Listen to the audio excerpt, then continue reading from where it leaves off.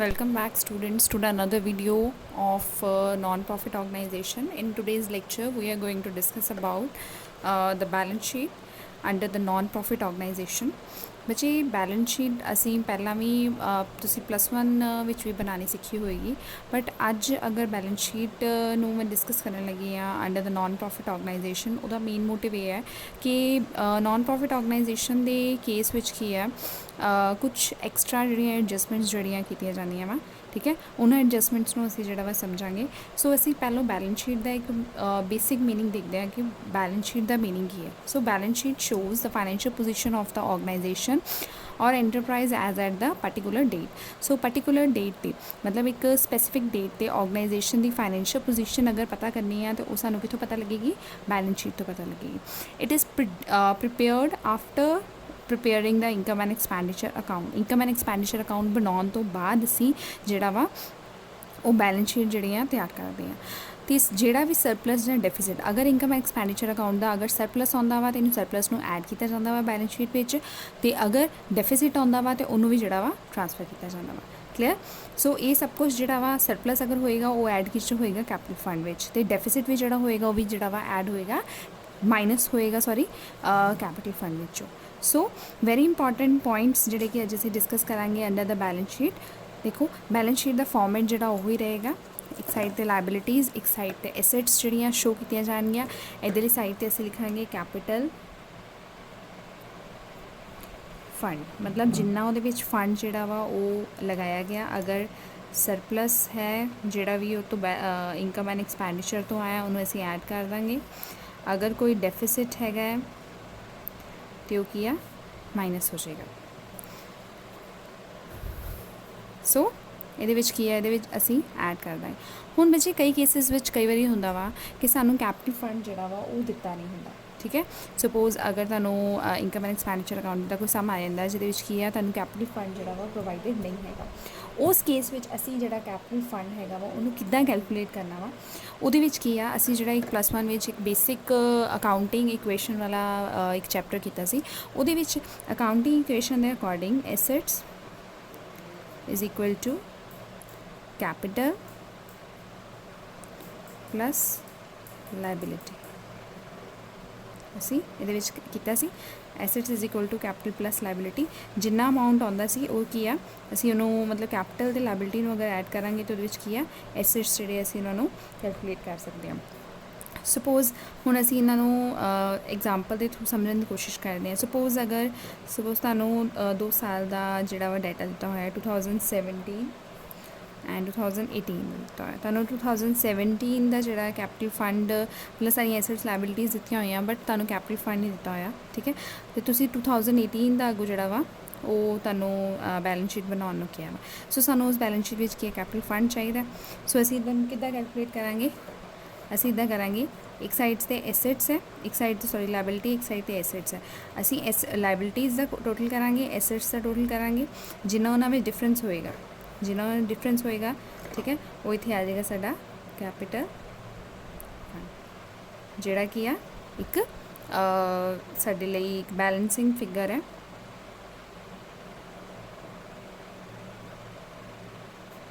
Clear so ये case वो है जो सानू की आ उन्होंने when the capital fund is not given उन्होंने किद्दां असीं कैलकुलेट किद्दां असीं असरटेन करना वा वो असीं इहदे विच दस्सिआ हुण सैकेंड पॉइंट जिहड़ा कि तुहाडे नाल डिस्कस करन लई इंपॉर्टेंट हैगा बैलेंस शीट विच वो पॉइंट हैगा वा कि अगर सपोज असीं फंड बेस्ड अकाउंटिंग कीती है फंड बेस्ड अकाउंटिंग विच असीं समझिआ कि अगर कोई फंड जिहड़ा वा वो स्पैसीफिक परपस वास्ते दिता गया असीं उसनूं वो स्पैसीफिक परपस वास्ते ही यूज़ करना वा उन्होंने अगर सपोज प्राइज़ फंड है जां ब्लड डोनेशन वास्ते फंड है जां बिल्डिंग दा फंड है ठीक है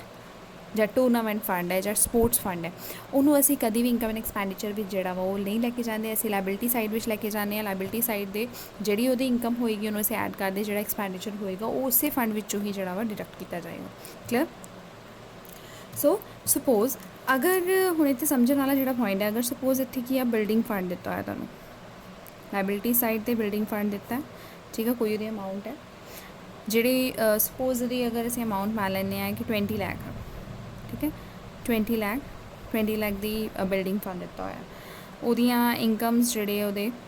ਸਾਨੂੰ ਐਡ ਔਨ ਹੋਏ ਐਡੀਸ਼ਨਲ ਜਿਹੜੀ ਅਮਾਊਂਟ ਜਿਹੜੀ ਮਿਲੀ ਹੈ ਸਪੋਜ਼ 10 ਲੱਖ ਐਕਸਪੈਂਸਿਸ ਜਿਹੜੇ ਉਹਦੇ ਸਪੋਜ਼ 1 ਲੱਖ ਠੀਕ ਹੈ 1 ਲੱਖ ਐਕਸਪੈਂਸਿਸ ਆ ਹੁਣ ਇੱਕ ਤੁਹਾਨੂੰ ਐਡਜਸਟਮੈਂਟ ਦਿੱਤੀ ਹੈ ਕਿ 6 lakh out of this amount 6 lakh ठीक है 30 lakh which is 6 lakh is used for building construction start हो गई है ठीक है तो 6 लाख रुपीज़ ਜਿਹੜੇ ਇਹਨਾਂ ਨੇ ਸਪੈਂਡ ਕੀਤੇ ਇਹਦਾ ਮਤਲਬ ਹੈ 6 ਲੱਖ ਰੁਪੀਜ਼ ਤੇ ਕਿਉਂਕਿ ਸਾਡੇ ਵਾਸਤੇ ਐਕਸਪੈਂਡੀਚਰ ਹੈ ਉਹ ਇਸੇ ਬਿਲਡਿੰਗ ਫੰਡ ਵਿੱਚੋਂ ਅਸੀਂ ਮਾਈਨਸ ਕਰਨਾ ਹੈ ਬਟ ਇਹ ਜਿਹੜਾ 6 ਲੱਖ ਦਾ ਅਮਾਊਂਟ ਹੈ ਇਹ ਸਿਰਫ ਇੱਥੇ ਨਹੀਂ ਆਏਗਾ ਲਾਇਬਿਲਿਟੀ ਸਾਈਡ ਤੇ as expense under the this building fund particular that this fund ਉੱਥੇ ਸ਼ੋ ਨਹੀਂ ਹੋਏਗਾ ਇਹ ਇਸ ਦੇ ਨਾਲ ਕੀ ਆ ਇਹਨੂੰ ਅਸੀਂ ਐਸੈਟ ਸਾਈਡ ਵੀ ਸ਼ੋ ਕਰਾਂਗੇ ਠੀਕ ਹੈ ਅਸੀਂ ਇੱਥੇ ਲਿਖਾਂਗੇ ਕੰਸਟਰਕਸ਼ਨ ਆਫ ਬਿਲਡਿੰਗ ठीक है ਇੱਥੇ ਵੀ ਅਸੀਂ 6 ਲੱਖ ਜਿਹੜਾ ਵਾ ਸ਼ੋ ਕਰਾਂਗੇ ਹੁਣ ਇਹ ਅਸੀਂ ਕਿਉਂ ਕਰਦੇ ਪਏ ਆ ਕਿਉਂਕਿ ਇਹ ਐਕਸਪੈਂਡੀਚਰ ਤਾਂ ਅਸੀਂ ਕਰ ਦਿੱਤਾ ਬਟ ਉਸ ਐਕਸਪੈਂਡੀਚਰ ਦੇ ਨਾਲ ਇੱਕ ਸਾਨੂੰ ਐਸੈਟ ਵੀ ਤੇ ਸਾਨੂੰ ਮਿਲਿਆ ਇੱਕ ਸਾਡੀ ਬਿਲਡਿੰਗ ਵੀ ਤੇ ਕੰਸਟਰਕਟ ਹੋਈ ਠੀਕ ਹੈ ਇੱਕ ਫਿਕਸਡ ਐਸੈਟ ਵੀ ਤੇ ਸਾਡਾ ਐਡ ਆਨ ਹੋਇਆ ਸੋ ਇਸ ਲਈ ਅਸੀਂ ਉਹਨਾਂ ਨੂੰ ਕੀਆ ਉਹਨੂੰ ਐਸੈਟ ਸਾਈਡ ਤੇ ਕੀਆ ਸ਼ੋ ਕਰਦੇ ਆ ਇਸ ਸੇਮ ਅਮਾਊਂਟ ਨੂੰ ਅਸੀਂ ਉਹਦੇ ਵਿੱਚ ਵੀ ਲੈ ਕੇ ਜਾਂਦੇ ਹਾਂ ਤੇ ਸੇਮ ਅਮਾਊਂਟ ਹੀ ਜਿਹੜਾ ਵਾ ਸਾਡਾ ਕੈਪੀਟਲ ਫੰਡ ਵਿੱਚ ਵੀ ਐਡ ਹੋਏਗਾ ਇੱਥੇ ਲਿਖਾਂਗੇ ਅਸੀਂ ਕੰਸਟਰਕਸ਼ਨ ਆਫ ਬਿਲਡਿੰਗ ਠੀਕ ਹੈ ਉਹ ਵੀ ਅਸੀਂ ਜਿਹੜਾ ਇਹਦੇ ਵਿੱਚ ਐਡ ਕਰਾਂਗੇ ਇਟ ਮੀਨਸ ਅਗਰ ਇਹਦੀ ਬੈਲੈਂਸ ਸ਼ੀਟ ਦੀ ਬੈਲੈਂਸਿੰਗ ਦੀ ਗੱਲ ਕਰੀਏ ਤਾਂ ਇਹ ਵਾਲਾ ਅਮਾਊਂਟ ਤੇ ਸੇਮ ਹੈ ਠੀਕ ਹੈ ਕੋਈ ਦੇ ਵਿੱਚ ਬੈਲੈਂਸਿੰਗ ਵਿੱਚ ਪ੍ਰੋਬਲਮ ਨਹੀਂ ਆਏਗੀ ਬਟ ਇਹ ਜਿਹੜਾ ਅਮਾਊਂਟ ਹੈ ਇਹਨੂੰ ਅਸੀਂ ਬੈਲੈਂਸਿੰਗ ਕਿੱਦਾਂ ਕਰਾਂਗੇ ਠੀਕ ਹੈ ਉਹ ਬੱਚੇ ਬੈਲੈਂਸਿੰਗ ਵਿੱਚ ਪ੍ਰੋਬਲਮ ਨਹੀਂ ਆਏਗੀ ਸਾਨੂੰ ਕਿਉਂਕਿ ਇਹ ਜਿਹੜਾ ਅਸੀਂ ਖਰਚਾ ਕੀਤਾ ਹੈ ਉਹ ਆਲਰੇਡੀ ਜਿਹੜਾ ਇੱਥੇ ਕੈਸ਼ ਦੀ ਅਮਾਊਂਟ ਸਾਡੀ ਆਏਗੀ ਉਹਦੇ ਵਿੱਚੋਂ ਡਿਡਕਟ ਹੋ ਚੁੱਕਿਆ ਹੋਏਗਾ ਠੀਕ ਹੈ ਜਿਹੜਾ 6 ਲੱਖ ਦਾ ਅਮਾਊਂਟ ਹੈ ਉਹ ਅਸੀਂ ਆਲਰੇਡੀ ਡਿਡਕਟ ਕਰ ਚੁੱਕੇ ਹੋਵਾਂਗੇ ਕਲੀਅਰ ਇਹ ਸੀ ਸੈਕਿੰਡ ਪੁਆਇੰਟ ਬੈਲੈਂਸ ਸ਼ੀਟ ਵਿੱਚ ਸਾਡੇ ਵਾਸਤੇ ਸਮਝਣ ਲਈ ਤਾਂ ਕਿ ਤੁਹਾਨੂੰ ਅੱਗੇ ਜਾ ਕੇ ਪ੍ਰੋਬਲਮ ਨਾ ਆਏ ਹੁਣ ਅਸੀਂ ਕੁਝ ਹੋਰ ਪੁਆਇੰਟਸ ਤੇ ਆਉਂਦੇ ਹਾਂ ਦੇਖੋ ਇਨਕਮ ਐਂਡ ਐਕਸਪੈਂਡੀਚਰ ਵਿੱਚ ਅਸੀਂ ਐਡਜਸਟਮੈਂਟਸ ਕਰਦੇ ਹਾਂ outstanding expenses outstanding incomes advance expenses or advance income ਸੋ ਅਸੀਂ ਇਹਨਾਂ ਸਾਰਿਆਂ ਦੀ ਐਡਜਸਟਮੈਂਟ ਜਿਹੜੀ ਆ ਉਹ ਬੈਲੈਂਸ ਸ਼ੀਟ ਵਿੱਚ ਕਿੱਦਾਂ ਕਰਨੀ ਆ ਕਿਉਂਕਿ ਇੱਕ ਤਾਂ ਇੱਕ ਇਨਕਮ ਐਂਡ ਐਕਸਪੈਂਡੀਚਰ ਵਿੱਚ ਤੇ ਇਹਨਾਂ ਦੇ ਅਕੋਰਡਿੰਗ ਅਸੀਂ ਕੀਤੀ ਹੈ ਬਟ ਸਾਈਡ ਬਾਈ ਸਾਈਡ ਇਹਦਾ ਡਬਲ ਇਫੈਕਟ ਜਿਹੜਾ ਵਾ ਉਹ ਬੈਲੈਂਸ ਸ਼ੀਟ 'ਤੇ ਵੀ ਪੈਂਦਾ ਵਾ ਹੁਣ ਅਸੀਂ ਬੈਲੈਂਸ ਸ਼ੀਟ ਵਿੱਚ ਇਹਨਾਂ ਨੂੰ ਕਿੱਦਾਂ ਰਿਕਾਰਡ ਕਰਨਾ ਵਾ ਉਹ ਅਸੀਂ ਦੇਖਾਂਗੇ ਅਗਰ ਸਪੋਜ਼ ਆਊਟਸਟੈਂਡਿੰਗ ਐਕਸਪੈਂਡੀਚਰ ਆ ਠੀਕ ਹੈ ਆਊਟਸਟੈਂਡਿੰਗ ਐਕਸਪੈਂਡੀਚਰ ਮਤਲਬ ਤੁਹਾਡੀ ਕੰਪਨੀ ਵੱਲੋਂ ਕੋਈ ਖਰਚਾ ਕਰਨਾ ਸੀ ਬਟ ਉਹ ਹਾਲੇ ਨਹੀਂ ਹੋਇਆ ਇਹਦਾ ਮਤਲਬ still that is the liability on from your side on you मतलब on your organization it is a liability so obvious है अगर outstanding expenses आ ਅਸੀਂ ਇਹਦੇ ਵਿੱਚ ਜੋ ਵੀ ਰਿਕਾਰਡ ਕਰਨਾ ਬੈਲੈਂਸ ਸ਼ੀਟ ਵਿੱਚ ਅਸੀਂ ਇਸ ਸਾਲ ਦਾ ਰਿਕਾਰਡ ਕਰਨਾ ਕਰੰਟ ਈਅਰ ਦਾ ਠੀਕ ਹੈ ਕਰੰਟ ਕਿਉਂਕਿ ਪਿਛਲੇ ਸਾਲ ਦੀ ਜਿਹੜੀ ਵੀ ਆਊਟਸਟੈਂਡਿੰਗ ਐਕਸਪੈਂਸਿਸ ਆ ਜਿਹੜੀ ਵੀ ਆਊਟਸਟੈਂਡਿੰਗ ਐਡਵਾਂਸ ਇਨਕਮਸ ਆ ਉਸੇ ਪਿਛਲੇ ਸਾਲ ਵਿੱਚ ਰਿਕਾਰਡ ਕਰ ਦਿੱਤੀਆਂ ਬਟ ਅਗਰ ਆਊਟਸਟੈਂਡਿੰਗ ਐਕਸਪੈਂਸਿਸ ਜਿਹੜੇ ਆ ਕਰੰਟ ਈਅਰ ਦੇ ਆ ਉਹ ਸਾਡੇ ਵਾਸਤੇ ਕੀ ਆ ਲਾਇਬਿਲਿਟੀ ਹੈ ਜਿਹੜੀ ਕਿ ਅਸੀਂ ਦੇਣੀ ਹੈ ਸਪੋਜ਼ ਅਸੀਂ EMPLOYE ਦੀ ਸੈਲਰੀ ਦੇਣੀ ਹੈ ਸੈਲਰੀ ਆਊਟਸਟੈਂਡਿੰਗ ਹੈ ਉਹ ਸਾਡੇ ਵਾਸਤੇ ਲਾਇਬਿਲਿਟੀ ਹੋਗੀ ਅਸੀਂ ਇਹਨੂੰ ਇੱਥੇ ਕੀ ਆ ਇੱਥੇ ਆਊਟਸਟੈਂਡਿੰਗ ਸੈਲਰੀ ਔਰ ਅਸੀਂ ਮਤਲਬ ਐਕਸਪੈਂਸਿਸ ਆ ਉਹਨੂੰ ਅਸੀਂ ਇੱਥੇ ਲਾਇਬਿਲਿਟੀ ਸਾਈਡ ਸ਼ੋ ਕਰਾਂਗੇ ਕਲੀਅਰ ਅਗਰ ਆਊਟਸਟੈਂਡਿੰਗ ਇਨਕਮ ਮਤਲਬ ਤੁਹਾਡੀ ਕੰਪਨੀ ਨੂੰ ਕੋਈ ਇਨਕਮ ਰਿਸੀਵ ਹੋਣੀ ਸੀ ਉਹ ਹਾਲੇ ਰਿਸੀਵ ਨਹੀਂ ਹੋਈ ਠੀਕ ਹੈ ਮਤਲਬ ਤੁਸੀਂ ਰਿਸੀਵ ਕਰਨੀ ਸੀ ਬਟ ਉਹ ਹਲੇ ਸਾਨੂੰ ਨਹੀਂ ਮਿਲੀ ਸੋ ਉਸ ਕੇਸ ਵਿੱਚ ਕੀ ਆ ਆਊਟਸਟੈਂਡਿੰਗ ਇਨਕਮ ਜਿਹੜੀ ਆ ਉਹ ਸਾਡੇ ਵਾਸਤੇ ਐਸੈਟ ਹੈ ਕਿਉਂਕਿ ਅਸੀਂ that is yet to be received ਠੀਕ ਹੈ ਨਾ ਉਹ ਸਾਡੇ ਵਾਸਤੇ ਉਨੀ ਦੇਰ ਐਸੈਟ ਹੈ ਸੋ ਉਹਨੂੰ ਅਸੀਂ ਕੀ ਆ ਆਊਟਸਟੈਂਡਿੰਗ ਇਨਕਮ ਜਿਹੜੀ ਹੋਏਗੀ ਉਹਨੂੰ ਅਸੀਂ ਕੀ ਆ ਐਸੈਟ ਸਾਈਡ ਸ਼ੋ ਕਰਾਂਗੇ ਇੱਥੇ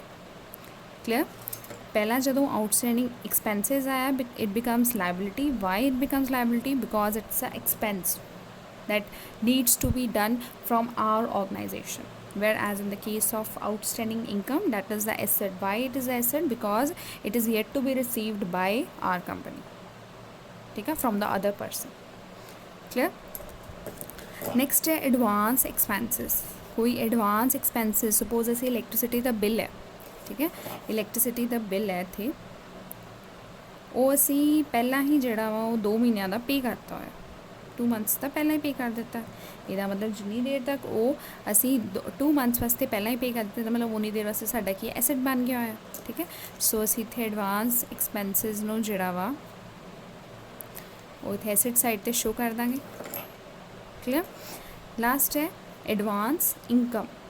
कोई इनकम रिसीव करनी सी, सपोज अगर असी इंटरस्ट रिसीव करना, इंटरस्ट ऑन इन्वेस्टमेंट रिसीव करना,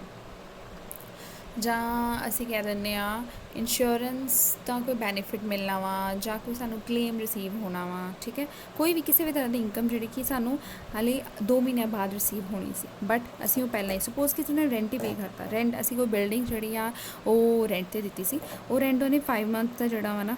ਉਹ ਸਾਨੂੰ ਪਹਿਲਾਂ ਹੀ ਪੇ ਕਰ ਦਿੱਤਾ, 5 ਮੰਥਸ ਦਾ ਰੈਂਟ ਸਾਨੂੰ ਪਹਿਲਾਂ ਮਿਲ ਗਿਆ, ਕਲੀਅਰ। ਉਹ 5 ਮੰਥਸ ਵਾਸਤੇ ਜਿਹੜਾ ਵਾ 5 ਮੰਥਸ ਜਦੋਂ ਤੱਕ ਨਹੀਂ ਹੁੰਦੇ ਉਦੋਂ ਤੱਕ ਸਾਡੀ ਕੀ ਹੈ, ਲਾਇਬਿਲਿਟੀ ਹੈ, ਠੀਕ ਹੈ। ਐਡਵਾਂਸ ਇਨਕਮ ਉਹ ਲਾਇਬਿਲਿਟੀ ਹੈ, ਕਿਉਂਕਿ ਉਹ ਸਾਨੂੰ ਐਡਵਾਂਸ 'ਚ ਰਿਸੀਵ ਹੋ ਗਿਆ। ਉਨੀ ਦੇਰ ਤੱਕ ਜਦੋਂ ਤੱਕ ਉਹ 5 ਮਹੀਨੇ ਅੱਗੇ ਨਹੀਂ ਰਹੇਗਾ, ਜਦੋਂ ਤੱਕ ਅਸੀਂ ਉਹਨੂੰ ਉਸ ਇਨਕਮ ਨੂੰ ਅਰਨ ਨਹੀਂ ਕਰ ਲੈਂਦੇ, ਉਨੀ ਦੇਰ ਤੱਕ ਸਾਡੀ ਲਾਇਬਿਲਿਟੀ ਹੈ, ਠੀਕ ਹੈ। ਇਹਨੂੰ ਅਸੀਂ ਕੀ ਆ, ਲਾਇਬਿਲਿਟੀ ਸਾਈਡ ਜਿਹੜਾ ਵਾ ਸ਼ੋ ਕਰਾਂਗੇ, ਕਲੀਅਰ। ਇੱਕ ਵਾਰੀ ਫਿਰ ਐਕਸਪਲੇਨ ਕਰ ਦਿੰਦੀ ਮੈਂ ਆਊਟਸਟੈਂਡਿੰਗ ਅਤੇ ਐਡਵਾਂਸ ਇਨਕਮ ਐਂਡ ਐਕਸਪੈਂਸਿਸ ਵਾਲਾ ਕੇਸ। ਸਭ ਤੋਂ ਪਹਿਲਾਂ ਆਊਟਸਟੈਂਡਿੰਗ ਸੈਲਰੀ ਐਕਸਪੈਂਸਿਸ ਦੀ ਗੱਲ ਕੀਤੀ ਆ। ਆਊਟਸਟੈਂਡਿੰਗ ਐਕਸਪੈਂਸਿਸ ਮਤਲਬ ਜਿਹੜੇ ਐਕਸਪੈਂਸਿਸ ਸਾਡੀ ਕੰਪਨੀ ਵੱਲੋਂ ਹਲੇ ਪੇ ਕਰਨੇ ਅਸੀਂ, ਠੀਕ ਹੈ। ਇਹਦਾ ਮਤਲਬ ਉਹ ਐਕਸਪੈਂਸ ਹੋਏ, ਐਕਸਪੈਂਸਿਸ ਤਾਂ ਹੈਗੇ ਆ ਬਟ ਉਹ ਲਾਇਬਿਲਿਟੀ ਜਦੋਂ ਤੱਕ ਅਸੀਂ ਪੇ ਨਹੀਂ ਕਰ ਰਹੇ, ਉਹ ਦੈਟ ਬਿਕਮਸ ਦਾ ਲਾਇਬਿਲਿਟੀ, ਠੀਕ ਹੈ। ਅਤੇ ਉਹੀ ਅਗਰ ਅਸੀਂ ਇਨਕਮ ਦੀ ਗੱਲ ਕਰੀਏ, ਮਤਲਬ ਅਸੀਂ ਕੋਈ ਆਊਟਸਟੈਂਡਿੰਗ ਇਨਕਮ ਹਲੇ ਰਿਸੀਵ ਕਰਨੀ ਆ, ਉਹ ਐਸੈਟ ਸਾਈਡ ਕਿਉਂ ਆ, ਐਸੈਟ ਸਾਈਡ 'ਤੇ ਅਸੀਂ ਕਿਉਂ ਰਿਕਾਰਡ ਕੀਤਾ ਵਾ, ਕਿਉਂਕਿ ਉਹ ਹਲੇ ਇਨਕਮ ਸਾਨੂੰ ਮਿਲਣੀ ਆ। ਸਿਮਿਲਰਲੀ ਅਗਰ ਅਸੀਂ ਐਡਵਾਂਸ ਇਨਕਮ ਅਤੇ ਐਕਸਪੈਂਸਿਸ ਦੀ ਗੱਲ ਕਰੀਏ, ਐਡਵਾਂਸ ਇਨਕਮ ਮਤਲਬ ਉਹ ਇਨਕਮ ਅਸੀਂ ਪਹਿਲਾਂ ਰਿਸੀਵ ਕਰ ਲਈ ਹੈ, ਰੈਂਟ ਅਸੀਂ ਪਹਿਲਾਂ ਰਿਸੀਵ ਕਰ ਲਿਆ ਜਿਹੜਾ ਕਿ ਅਸੀਂ 5 ਮਹੀਨੇ ਬਾਅਦ ਰਿਸੀਵ ਕਰਨਾ ਸੀ। ਅਗਰ ਐਡਵਾਂਸ ਐਕਸਪੈਂਸਿਸ ਦੀ ਗੱਲ ਕਰੀਏ, ਮਤਲਬ ਐਕਸਪੈਂਸਿਸ ਅਸੀਂ ਪਹਿਲਾਂ ਪੇ ਕਰ ਦਿੱਤੇ, ਕੋਈ ਇਲੈਕਟ੍ਰੀਸਿਟੀ ਦਾ ਬਿੱਲ ਹੈ ਜਾਂ ਵਾਟਰ ਬਿੱਲ ਹੈ ਜਾਂ ਰੈਂਟ ਹੈ, ਠੀਕ ਹੈ, ਉਹ ਅਸੀਂ ਪਹਿਲਾਂ ਪੇ ਕਰ ਦਿੱਤਾ, that becomes the asset for us, clear. So ਇਹ ਕੁਛ 4-5 ਜਿਹੜੀਆਂ ਐਡਜਸਟਮੈਂਟ ਅਸੀਂ ਅੱਜ ਡਿਸਕਸ ਕੀਤੀਆਂ, ਇਹੀ ਜਿਹੜੀਆਂ ਮੇਨ ਹੈਗੀਆਂ ਬੈਲੈਂਸ ਸ਼ੀਟ ਵਿੱਚ, ਜਿਹੜੀਆਂ ਕਿ ਕਿਸੇ ਵੀ ਤਰ੍ਹਾਂ ਦੀ ਪ੍ਰੋਬਲਮ ਜਿਹੜੀ ਹੈਗੀ ਕਨਫਿਊਜ਼ਨ ਕ੍ਰੀਏਟ ਕਰਦੀਆਂ ਵਾ। ਸੋ ਅਦਰਵਾਈਜ਼ ਜਿਹੜਾ ਵਾ ਉਸੇ ਤਰ੍ਹਾਂ ਹੀ ਅਸੀਂ ਐਸੈਟਸ ਨੂੰ ਸ਼ੋ ਕਰਾਂਗੇ, ਤਾਂ ਲਾਇਬਿਲਿਟੀਜ਼ ਜਿਹੜੀਆਂ ਲਿਖਾਂਗੇ ਅਤੇ ਇਹਨਾਂ ਦੀ ਕੀ ਆ ਬੈਲੈਂਸਿੰਗ ਕਰ ਦਾਂਗੇ। ਆਈ ਹੋਪ ਬੱਚੇ ਅੱਜ ਦਾ ਲੈਕਚਰ ਤੁਹਾਨੂੰ ਜਿਹੜਾ ਵਾ ਕਲੀਅਰ ਹੋ ਗਿਆ ਹੋਏਗਾ। ਬੈਲੈਂਸ ਸ਼ੀਟ ਅੰਡਰ ਬਹੁਤ ਹੀ ਛੋਟਾ ਲੈਕਚਰ ਸੀ, ਬਟ ਇਹ ਕਿਉਂ ਇੰਪੋਰਟੈਂਟ ਸੀ, ਤਾਂ ਕਿ ਤੁਹਾਨੂੰ ਪਤਾ ਲੱਗ ਜਾਏ ਕਿ ਨਾਨ ਪ੍ਰੋਫਿਟ ਆਰਗੇਨਾਈਜੇਸ਼ਨ ਵਿੱਚ ਕਿਹੜੀਆਂ ਅਲੱਗ-ਅਲੱਗ ਜਿਹੜੀਆਂ ਐਡਜਸਟਮੈਂਟਸ ਆ ਜਿਹੜੀਆਂ ਕਿ ਸਾਡੇ ਵਾਸਤੇ ਇੰਪੋਰਟੈਂਟ ਹੈ। I hope all you understand this well. Okay, thank you.